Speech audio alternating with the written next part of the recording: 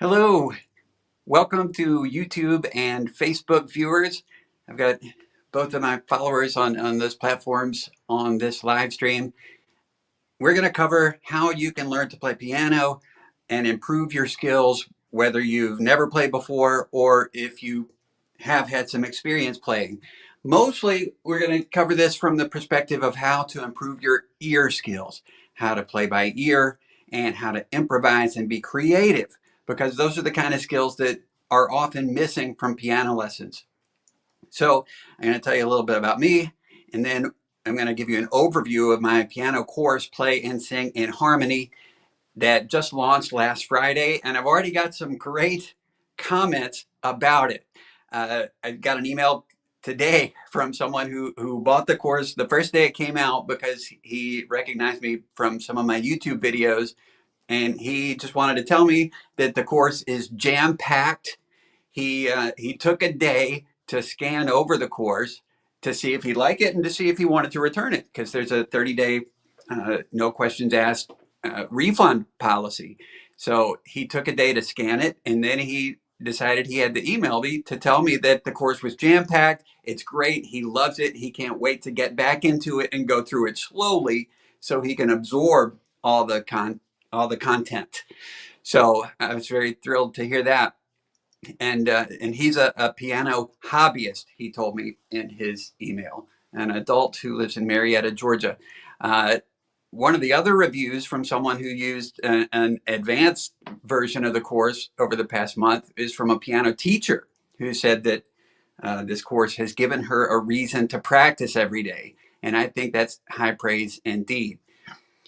So I'm going to tell you a little bit about me, and then I'm going to go into why I think you may be here and how this course can help you. And then I'm going to do an overview of the course. And for live viewers, there should be time for a Q&A near the end of the presentation. Before I jump into it, I just want to give some context and tell you how hard you have it if you want to improve your skills at piano. So just a few minutes before I jumped on this live, an ad popped up in my feed from Simply Piano, which is an iPad-based piano learning app. And the actor doing the ad says, "Look how cool this technology is. You play on the piano, and the app tells you whether you're playing right notes or wrong notes." And let me tell you, the last thing you need when you're learning to be creative and expressive on the piano is something, an inanimate object or a person, telling you what you're doing wrong. There's plenty of that already in the piano education and the music education world. Plenty of teachers that can't wait to correct you. And that's the last thing you need. Great teaching gives you skills before you make the mistakes, and it also builds you up so that you're not even thinking in terms of mistakes. You're thinking of the forward flow and the expression and the creativity. There's no mistakes. In the words of Edwin Gordon, the great music learning researcher who did a lot of research on how we learn music, a lot of research that I've baked into my course. One of my favorite quotes of his is, "There are no mistakes in music, only inappropriate resolutions." And I think that's a magical statement. So I've built that philosophy into my course, Play and Sing in Harmony. There's no mistakes, there's only exploration.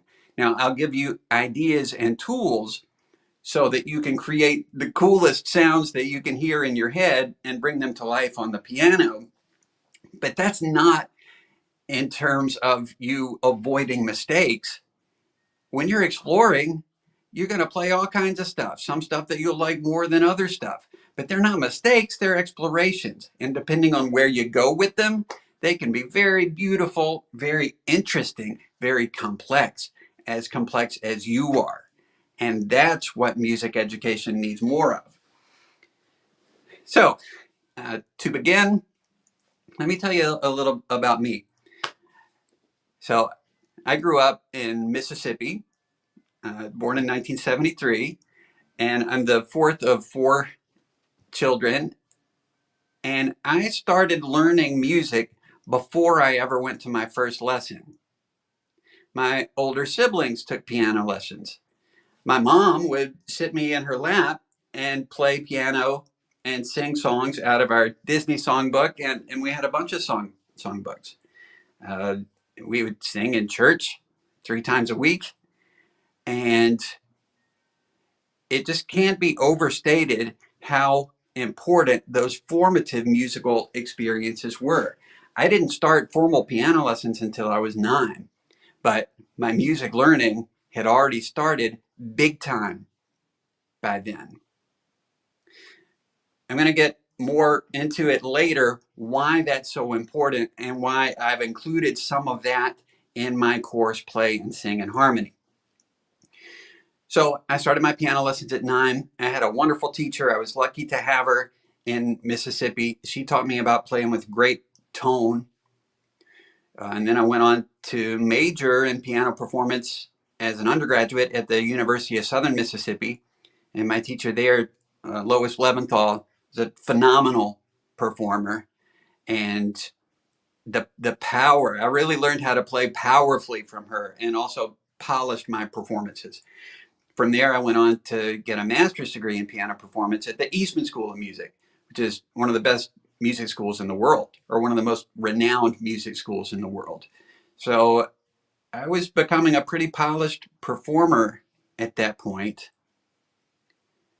but none of my piano lessons had nurtured or encouraged my creativity. They weren't designed to help me find my unique and creative voice as a musician.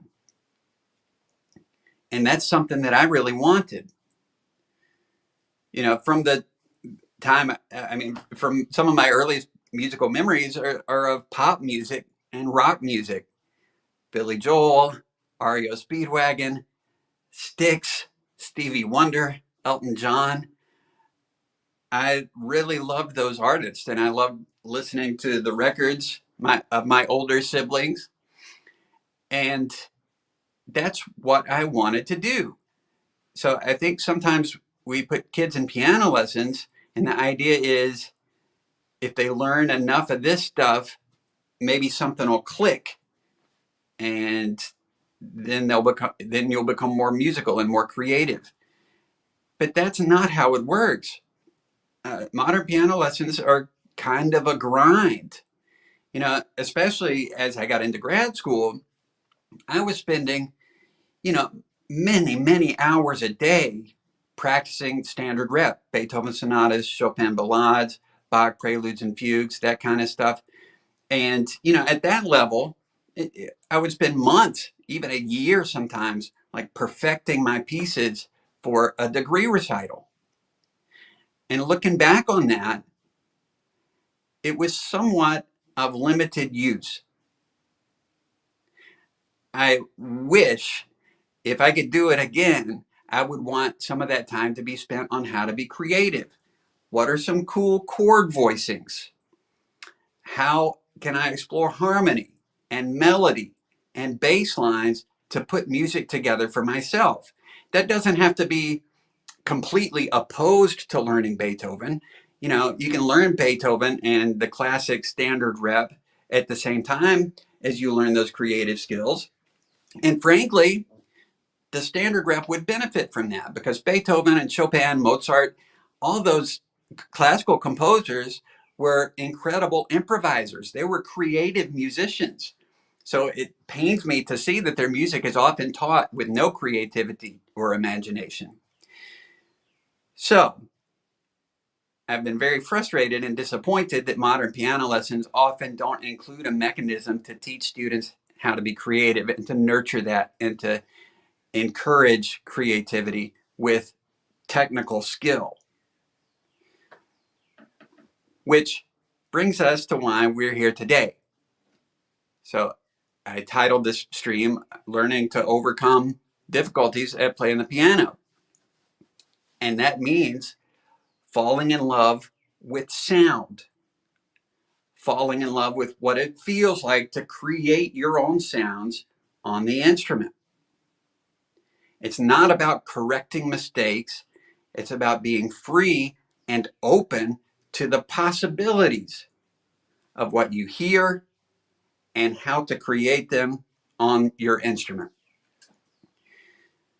So, we're going to talk about how to do that with my new course, Play and Sing in Harmony. Now, if you remember at the beginning of this broadcast, I talked about how my music education started long before I took my first piano lesson. It started with listening. And if you compare this to the way we learn language, when we're tiny babies, we hear people speaking in complete sentences, adults or siblings. We hear people speaking in complete sentences, complete thoughts and ideas around us. And then we start to babble. We make sounds, but that's an important part of the learning process.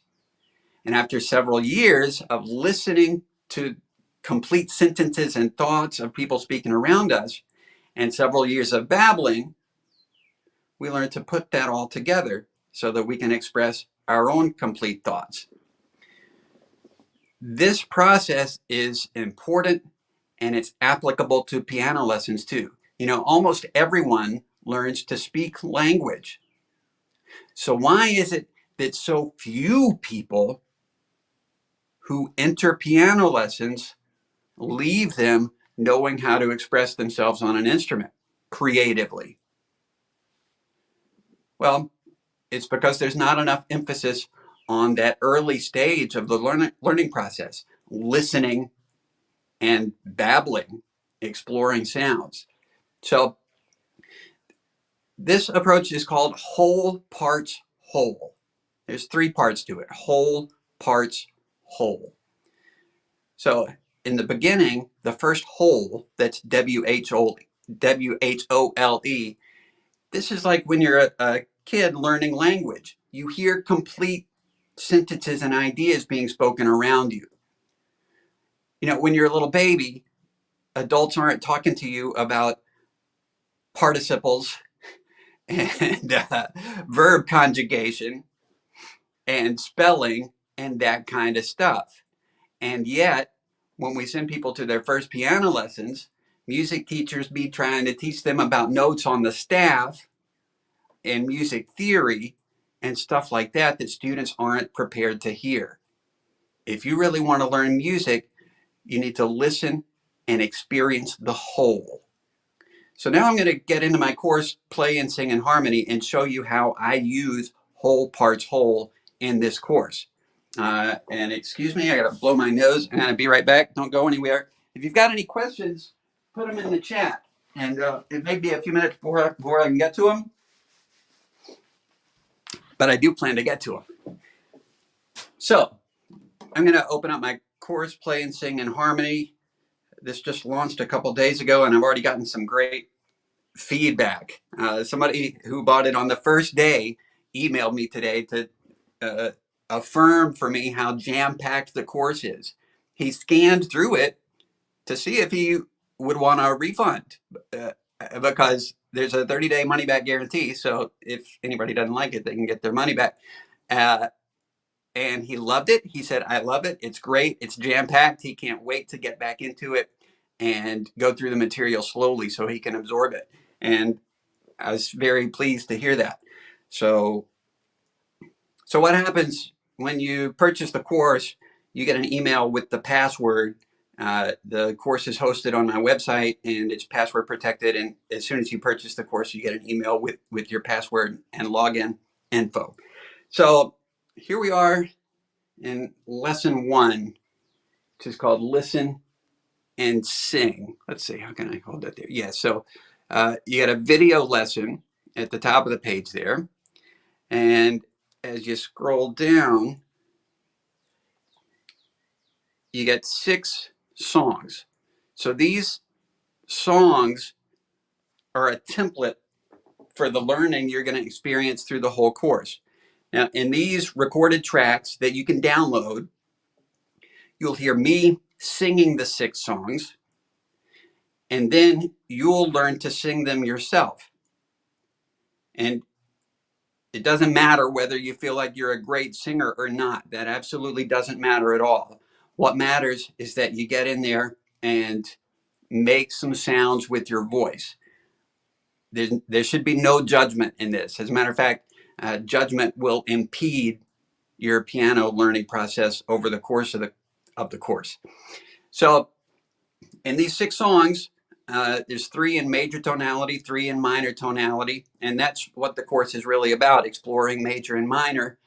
2 of the songs are written by me, and there's a pedagogical purpose to that too, because students, if you want to learn, respond to original material by the person they're working with. So I created these songs to engage students, and I also purposefully designed them to include the kinds of chord changes that you need to know about and that you'll learn about over the course of the course.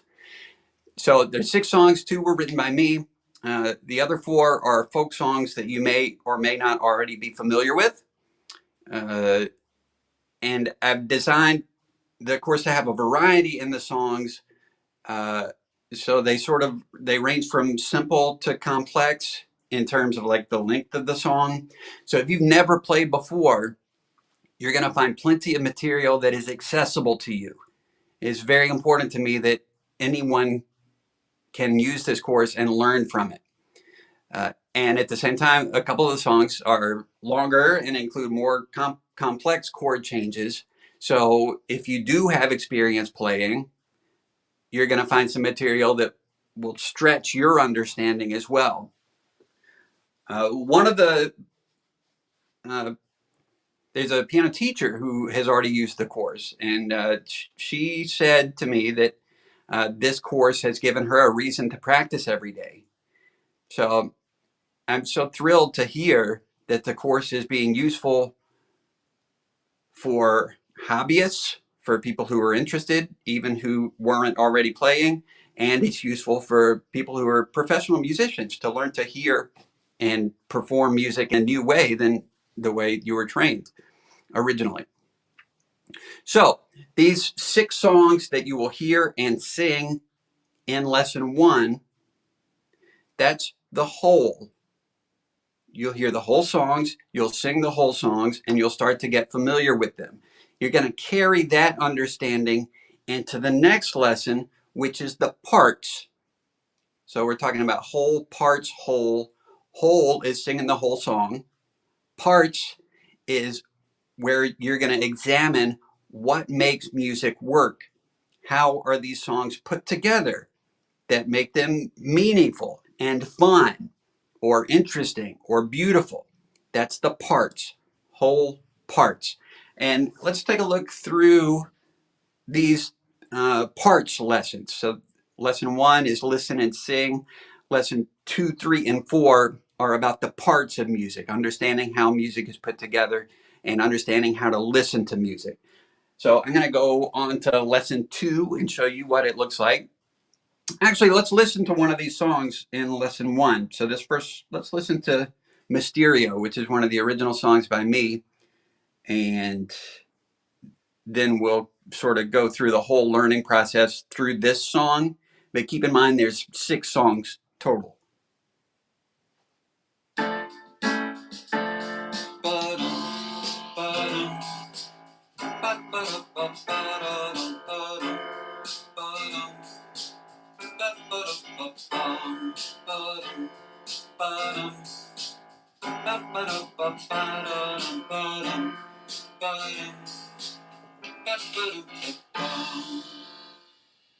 I'm going to pause the track. By the way, you can download these tracks.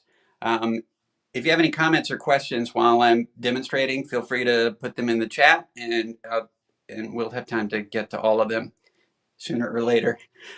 So in lesson 1, when you're listening and singing, you'll hear 3 recordings of the song. The first you just heard presents the song to you. Then in the next step, I want you to sing along with the song. Let's just try that right now. I'm going to play this track again. We'll sing along together. By the way, can y'all hear me okay? Let me know in the chat if you can hear me okay.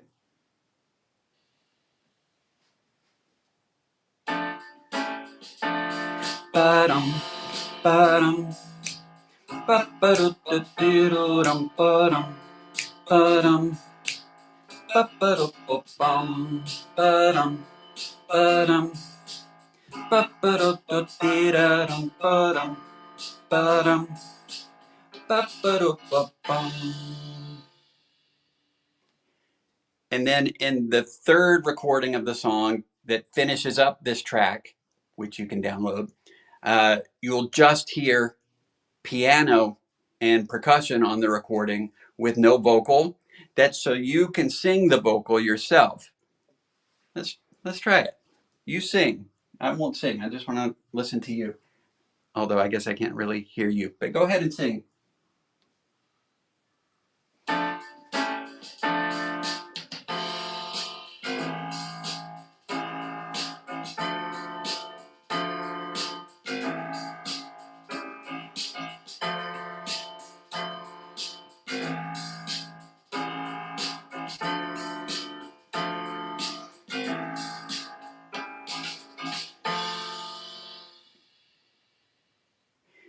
And then in the instructions to go along with the track, you're also instructed to turn the track off after this and sing the song by yourself without the track. By the way, you might have noticed me kind of groove into it. You should do that too. So often in piano lessons, students are told to just like sit still on the bench and play what you're supposed to play. You can't learn music when you're still. There's got to be some movement. That's how you learn the rhythm. So, all right, so you'd sing Mysterio by yourself like this. Ba-dum, ba-dum, ba-ba-dum, ba-ba-dum, ba-dum, ba-dum, ba-ba-da-da-da. Snaps are optional. Ba-dum, ba-dum. I like them. Ba-ba-da, ba-ba-da-dum, ba-dum, ba-dum, ba-ba-dum, bum-bum. So it's very intentional for me to include singing these songs, these 6 songs in lesson 1, even though we don't apply them to the piano until lesson 5. The whole first 4 lessons are you getting more acquainted and familiar with these songs. By the time you get to lesson 5 in the course, they're going to be part of your vocabulary. Just like after you've heard spoken language for a couple of years as a baby, you've developed a vocabulary and then you can start to talk and you're not thinking about like the physical mechanism of speaking. This is the same. By the time you get to lesson 5 in the course, you're not going to care about the physical mechanism of playing the notes because you're going to have so much music in you, you can't wait to get it out. So if you got questions, put them in the chat and hopefully my tech will work so that I can see that. So I'm going to move on to lesson 2. So we're still exploring the parts of music. How is music put together? So lesson 2 is on the resting tone in music. You get a video lesson followed by 2 tracks where you'll sing tonal patterns. Tonal patterns are part of the vocabulary of music. For example, bum bum bum is a tonic chord in minor. Bum bum bum is a dominant chord in minor, a 5 chord. And you're going to learn a bunch of those tonic and dominant patterns. And that becomes your musical vocabulary. And you learn them through singing. Then you put them on the piano later once you've already learned them. So in lesson 2, you're going to learn about the resting tone in music. So in this song, bum, the resting tone is bum. The resting tone is the pitch that sounds most final, most complete, most restful. And the whole idea of choosing the pitches you want to play in music is based on referencing them to a reference tone, to a resting tone. So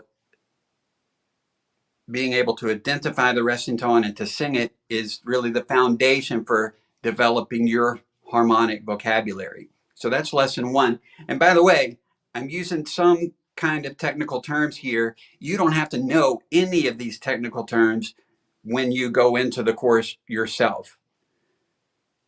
I thought it might be interesting for you to sort of go under the hood to the pedagogical process of how this works. But you don't need to know these terms to learn music. Just get into the course and everything is laid out step by step.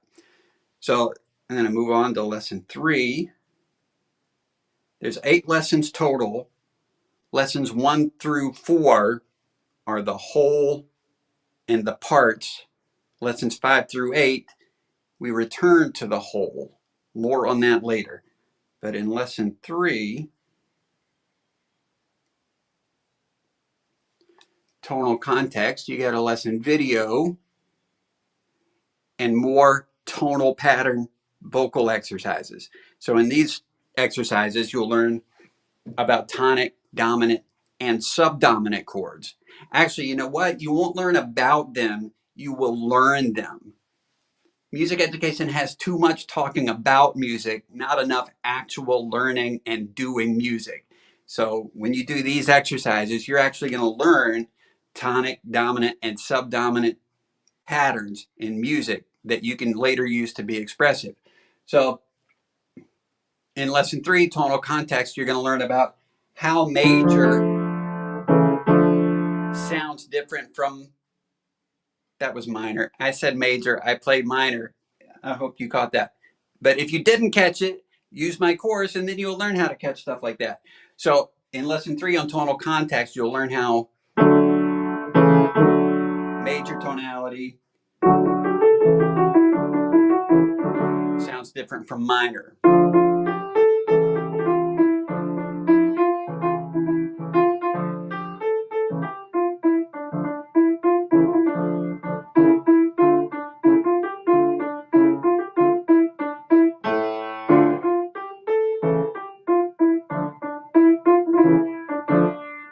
I didn't plan on doing that, but I can play it because I understand major tonality and minor tonality and how they're different from each other.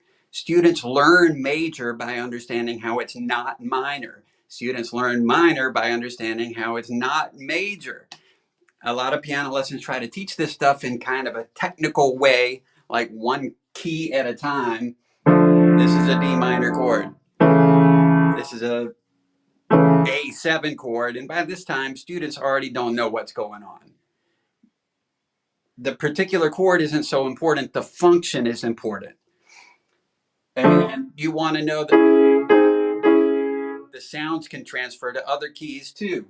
Tonic, dominant, tonic.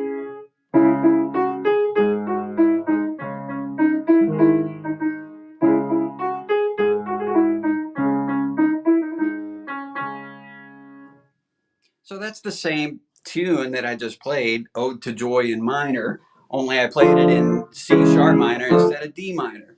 But that doesn't really make it sound different. It still sounds pretty much the same. And this is another thing that you'll get with play and sing in harmony is familiarity with all 24 major and harmonic minor keys. More on that later. I'm going to go ahead and go to lesson 4 here.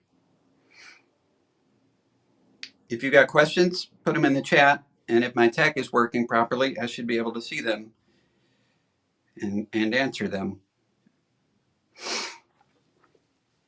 So lesson 4 is on tonal content. So in this lesson, we're going to explore the patterns that make up the songs. So by this point in the course, you've learned about major and minor. You've learned that the resting tone in minor is La, and the resting tone in major is Do. In this lesson, you're going to learn tonic, dominant, and subdominant patterns in major and minor. In major, any combination of Do, Mi, So is tonic. Any combination of Do, Fa, La is subdominant. Any combination of So fa, re, ti is dominant. And that's very useful information. Hey, Mary Healy, let's see. Mary Healy from Facebook is asking, have I tried to apply this method to classical music? Interesting question. Interesting question. And I'm taking a moment to think about my answer, because what's cool about this is that it's not so much a method, it's a picture of what's going on in one's mind when we're learning music. So, yeah. So, what I mean is, by the time we're learning the classical rep or whatever rep, we really want to already have an understanding of what's going on. For example, and I'll use a language analogy. Let's say someone wants to learn a poem in French. Well, I don't speak French. I can learn to move my mouth and tongue and respiratory tract to simulate the sounds of French and to produce the sounds of the poem. I'm not really going to understand what the poem means. And I think a lot of modern music education is like that. And I think a lot of music students, even some professional performers and undergrad, graduate school, serious music students, are not learning to understand music. They're learning to simulate it through their motions. So the reason I created my course is to help people who want to learn to get a more real understanding of what's going on with music. So when someone goes through my course, this is going to be more like actually learning the language, more like the way we learn language as children. So ideally, yeah, these things can absolutely be applied to classical music. I don't know exactly what kind of rep you have in mind. If you have like specific pieces in mind, put them in the chat. If I know them, we'll talk about them. But one piece that comes to mind is this arabesque by Bergmuller that a lot of students play poorly because they don't really understand it. But me playing that now, the fundamental content of that piece of music that allows me to play it with understanding are, well, that's a tonic chord, that's a subdominant chord, that's another tonic chord, and then we move from a resting tone of La in minor tonality to a resting tone of Do. We shift to major.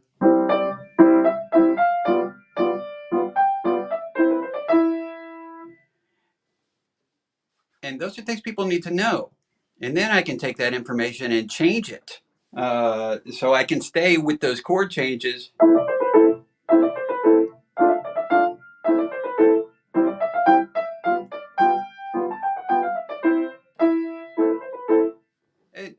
Because I understand it. And by the way, I'm really only talking about the harmony component, the tonality of this music too. And that's what my course does. I've very intentionally left rhythm out of it because I found that the only way I could create a course that would help students get to a meaningful place of real understanding was to focus on one thing, the harmony. Rhythm and meter are just as important, and I'm going to address that in another course, but it would have been too much to put into one course. Let's see. I'm going to put this out. So Mary has, I totally agree with your concept. And I want to clarify too. This isn't totally my concept. The particular application in this particular course is mine, but this is built on some ideas that have been around for a while. Um, it's built on music learning theory, which is the research about how we learn music. Uh, Marilyn Lowe, the author of Music Moves for Piano, a popular method book for piano students. I've learned so much from her, and I'm very grateful to all who came before me. When it comes down to it, this maybe isn't such a new method because I think 300 or 400 years ago, it was the norm for music to be passed on orally based on sound and function. But for whatever reason, over the last 100 years or so, music teachers and music students have really become enslaved in some ways to the notation. Now, I have a master's in piano performance. I've learned how to read music. I understand reading music. But reading music should only ever come after, well, I don't even need to say should. Good, effective, useful music reading can only come after an oral understanding. The same with language. When a baby says its first words, you're not going to put a book in front of it, him or her. I don't mean to call the baby it. But anyway, okay, so let me read the rest of this comment. So I totally agree with your concept. I'm a music teacher of private students. Yeah. And so am I, actually. I have asked them to imitate my singing, but most kids and parents don't get the connection to a piano lesson. Yeah. Yeah. Good point. Well, this is to help you. This will help you. I hope that's my intent anyway. A couple of facets to my response. Number one is asking students to imitate may not be useful because students come to us in lessons thinking we're the authority, which, I don't really think of us as the authority. I think that we as the teacher just have more experience, so we can be a good guide to them, but not so much an authority. An authority imposes or attempts to impose learning on the student, but a guide walks with students. So I have found some very useful ways of helping piano students with singing skills, because you're absolutely right. Singing skills are necessary and they're actually built into this course. But since I've been teaching in this way, I've helped many students who would be described as tone deaf. I don't like that term. It's kind of based on ignorance, but people would have called these students tone deaf. But using the ideas that are presented in Play and Sing in Harmony, those students over time have found their singing voice. And that's some of my proudest achievements as a teacher.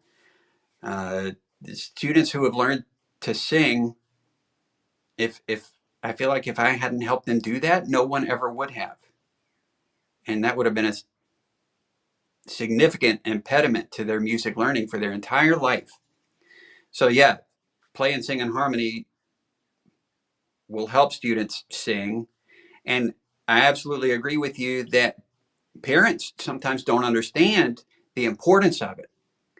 I mean, parents had their piano lessons when they were kids, and I think sometimes they expect their modern piano lessons to look like the lessons they had when they were kids. But at the same time, those parents probably aren't really playing and improvising and creating every day. So I'm producing this course. My intent is for it to be a game changer because the stuff that I've included in this course is stuff that every piano lesson should include. I'm not saying every piano lesson needs to copy me, but I am saying the basic principles of whole parts whole, learning a resting tone, learning about tonal context, then tonal content, and improvising Those steps are crucial for anyone who truly wants to have music be a meaningful part of their life. There's nothing else on the online video piano lesson market that values these critical musical concepts. And that's why I made this. I would have been thrilled if this was already on the market. Then I wouldn't have had to put 2 years of my life into making it. But it's not. So I did. And actually, I'm thrilled that I made it. It was fun for me. And I think it'll really be useful. So I'm going to continue through my overview of the 8 lessons of the course, Play and Sing in Harmony. And feel free to put more questions or comments. Where was I? So we were talking about lesson 4, tonal content. This is where students learn about tonic, dominant, and subdominant chords, and will develop their vocabulary of those tonal patterns through the vocal exercises that are on this page. For example, la, do, mi, fa, la. That's actually not right. La, do, mi. What is that? Fa, re. Nope. La, do, mi, re, ti, si. Fa, re. It is fa, re. So that's a subdominant chord in minor. Develop the vocabulary through singing, and then you can apply it to the piano in the next lessons, which I'll get to. Maybe I'll just get to them right now, because this is kind of where the fun starts. So the course is front loaded. So at this point, you've learned the whole and the parts, and now the fun starts. We get back to the whole, W-H-O-L-E. So I'm going to go to lesson 5 and show you what you get in lesson 5.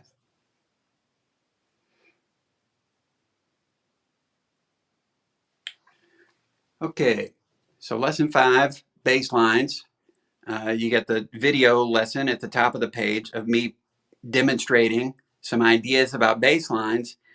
And then we have play-along tracks of the 6 songs that you learned back in the first lesson of the course. And by the way, this is designed so that you can go through it in about a month. You can get acquainted with all the ideas in about a month.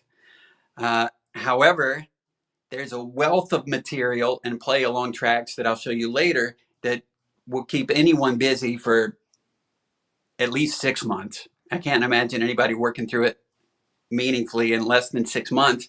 And you're going to get experience in all 12 major keys and all 12 harmonic minor keys.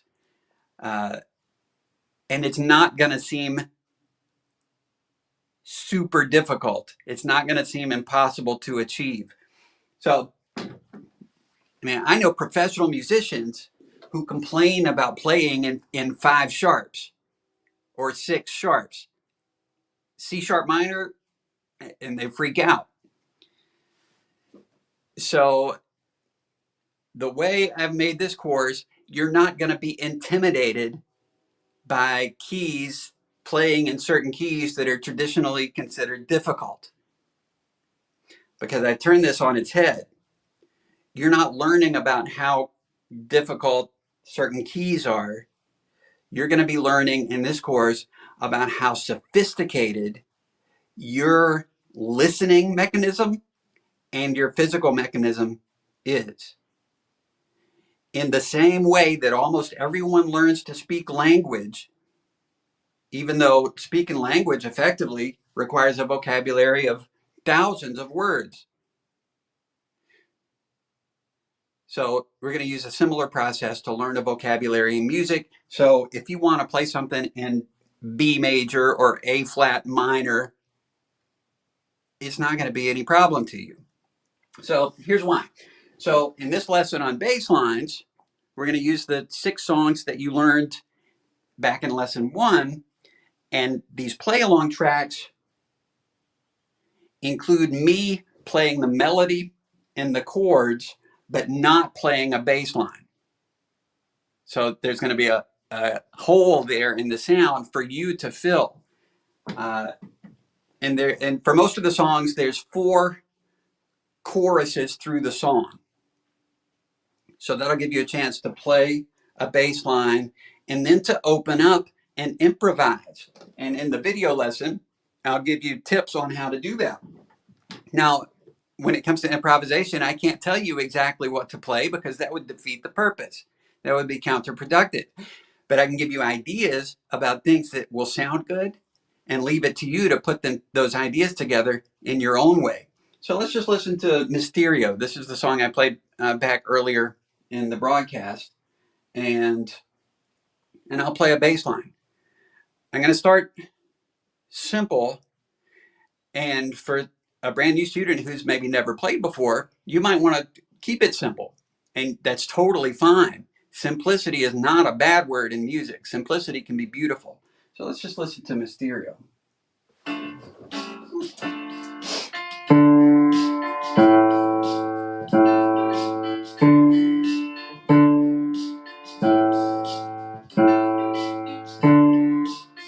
So you may notice that's all tonic and dominant chords, or you may not notice. You may not be familiar with those terms. That's fine. You're going to learn it in the course. So that was root note accompaniment with not much rhythm involved. I'm just playing half notes.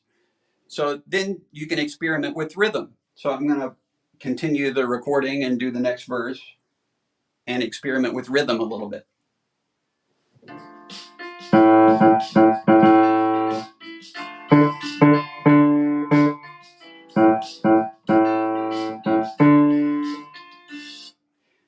And then you may want to do other things in the third verse, maybe outline some chords.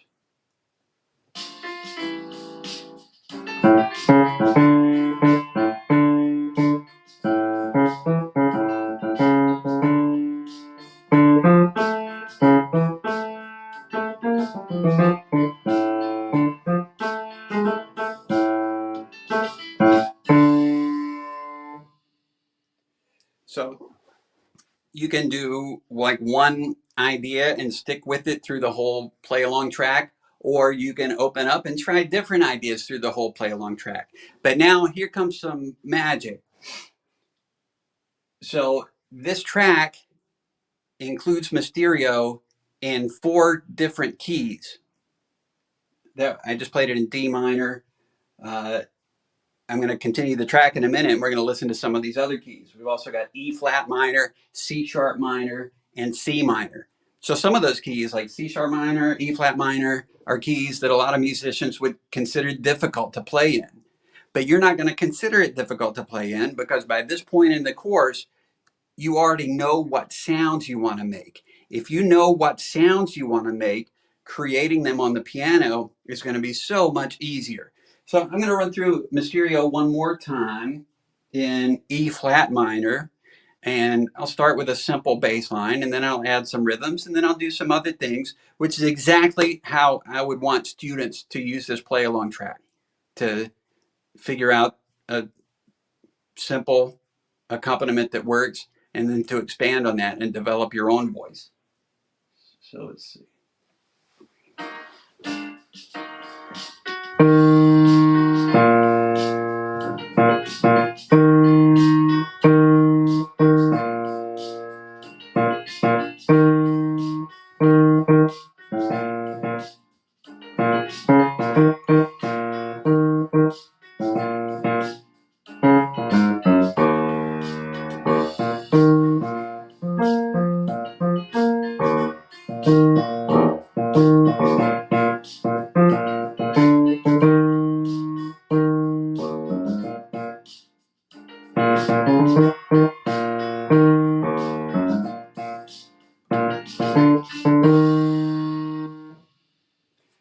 So if you do the math, there's 6 songs that we work with over the course of this course. And there's 4 keys times each song. 4 times 6 is 24. That's all 12 major keys and all 12 harmonic minor keys. So I was actually very particular on making sure that all 24 of those keys are included in the course. So, if you're taking traditional piano lessons, You can take lessons for 5 years and not experience playing in every key. You can take piano lessons for longer than that and not experience playing in every key. But with Play and Sing in Harmony, in about a month, you can be playing in every key. It's accessible to everyone, and it includes interesting, engaging content for people who already have experience playing. So that's lesson 5 on bass lines. I'm going to crank ahead to lesson 6. There's 8 lessons total, so I want to kind of cover all of these in this broadcast. Whoa, look at the time. It's 3:20. I was planning for this to be an hour. I don't want to keep you all day, but we'll just take as long as it takes. If you have questions, put them in the chat. So here's lesson 6 on chords. So in this lesson, in the play along tracks, you'll hear me playing bass line and melody, but nothing in the chord area. Now here is sort of a keystone component of the course, which is this chord chart that shows you all of the major and minor chords, tonic chords, subdominant chords, and dominant chords. Now, so you get like the one particular voicing of all the chords on the first 3 pages, which you can use as a bass line, B-A-S-E, bass line. But then on page 4, we'll go into different chord voicings and inversions. So this is pretty critical because that's part of your language of the way you're going to create with chords. Because it's going to be boring if you only know one way to play a particular chord. So this chord chart shows you the basic chords and also gives you the foundations for building on that. So let's do, let me get back to lesson 6 on chords. I'm going to play a different song that I composed that's in the course called Mysterio, and I'll play chords.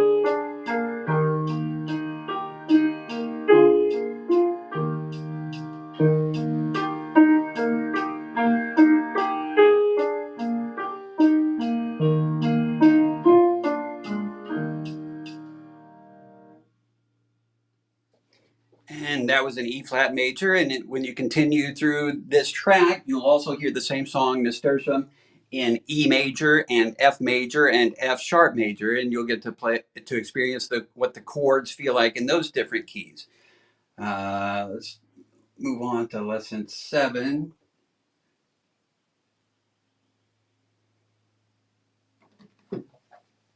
So lesson 7 is on melodies. So you get the video lesson by me at the top of the page and the 6 songs in the recordings. For this lesson, you'll hear me playing the bass line and the chords, but not the melody. And that's what you'll practice when you play along with this track. Let's just listen to what a song sounds like without a melody.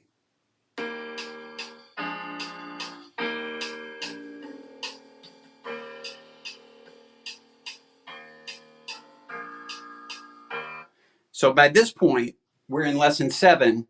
You've already been singing this song since lesson 1.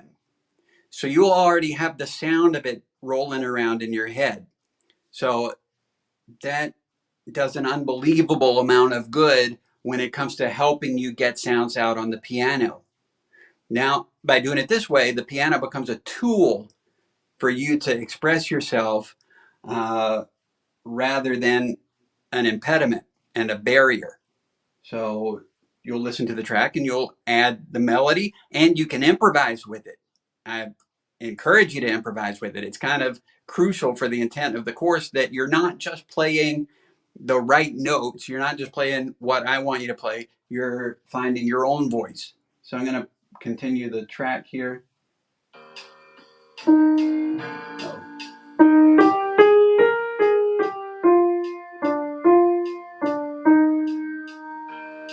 And I started in the middle of the track, so I didn't quite get the right starting point.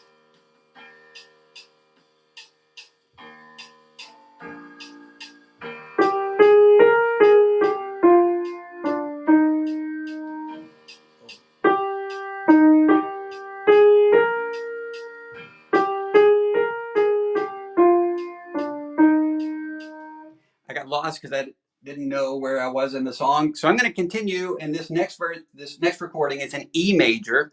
So you practice all these tracks the way they're included in the course, and you'll get experience in all 12 major and all 12 harmonic minor keys. So I'm going to continue with this song, Nasturtium, in E major.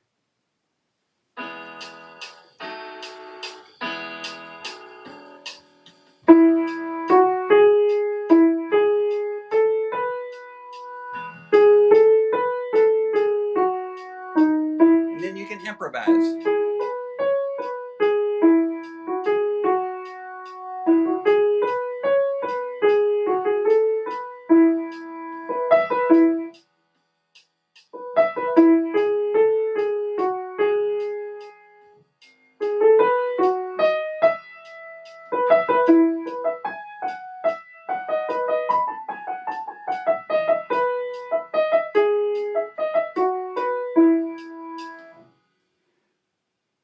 And in the video lesson at the top of the page, you will learn ideas for your own improvisation. So you won't feel like you're just being thrown off into the deep end. You'll get some ideas to improvise for yourself. And I'm going to click on into lesson 8, which is the final lesson in the course. And this is sort of the last whole in the whole parts whole approach to learning. This is the lesson where you're going to synthesize all that you've learned. Well, let's see. So, did my internet go out? That would be terrible. Yeah, maybe it did. So there should be a video lesson up at the top of that page, but for some reason it's not loading properly right now. But so what you get on this page, you can see it's just a smorgasbord of play along tracks. There's 3 different versions for each of the 6 songs. So in the first version, you'll hear me playing melody, but with no chords and bass line. You're going to play the chords and bass line. So you're putting together all that you've learned. This is very useful for if you're a singer. You're going to want to know how to play bass line and chords because that's often what you'll do to accompany yourself. People like Billy Joel, so many, Nora Jones, so many great musicians accompany themselves at the piano because they learned how to play bass line and chords to support their voices. And that's what you'll learn in this lesson. Then you'll find another group of tracks where I play only the bass and there's no chords and melody. You'll play the chords and melody. And in the third group of songs on this lesson, I play only the chords. There's no bass and melody, and you'll provide the bass and melody. So you'll see there's so many options there for you to explore creating and finding your own voice at the piano, your own musical voice. So there's nothing else like this on the market, and I'm really proud of this. I think anyone who goes through this course can't come out the other end not having gained some specific skills. Oh, looks like the internet is back on. I hope I didn't lose you guys. But yeah, so you get a video lesson at the top where I give you ideas on how to do these things. But once you get into the play along tracks, that's where you spread your wings and find your own voice. You shouldn't be trying to play exactly what I want you to play because what I want you to do is find your own voice. And that's why I made this course. And it's about 3:30. So I've been here for about an hour and Gonna call it quits here in a minute, but if anybody's got a question from Facebook or YouTube, please put it in the chat. So Play and Sing in Harmony just launched a couple of days ago, and I've already gotten some great reviews. This is something I've been working on for a couple of years, and I've tested it on a lot of people. And it's based on the most up-to-date research about how students learn music, which unfortunately has not filtered into piano lessons at large. So my intent is for this to change that. It's available at playandsing.co. And there's a launch discount available through April 8th. So it will be in your interest to go ahead and check that out immediately and test it out. There's a 30-day money-back guarantee. If you find that it's not accomplishing what you wanted it to accomplish, you can let me know and you'll get a refund, no questions asked. So nothing to lose from trying it out.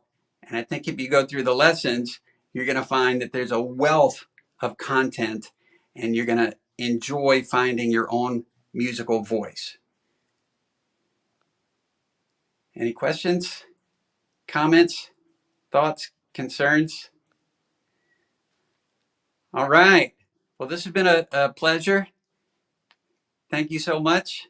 And I hope you'll try my course out, and I hope to hear from you and hear some of your beautiful improvisations and creations, whether you've never played piano before or if you do have experience playing. Thanks a lot. I'll see you later.